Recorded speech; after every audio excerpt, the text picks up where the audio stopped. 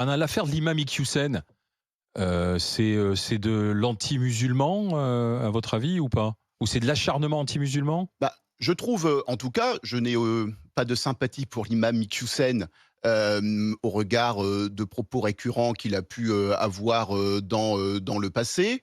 Bon, ceci étant, je ferai remarquer que Gérald Darmanin est né dans la même ville que moi, Valenciennes, que l'imam Iqiyoussen est connu depuis très longtemps. Il est à Denain, c'est à 10 kilomètres à vol d'oiseau de Valenciennes. Que monsieur Darmanin est maire de Tourcoing depuis de nombreuses années, c'est à 40 kilomètres à vol d'oiseau, de Denain.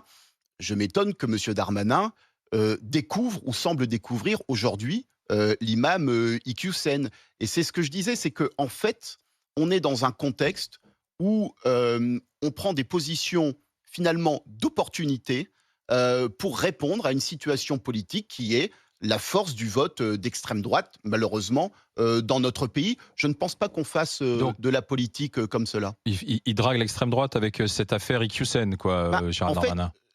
il l'a dit lui-même.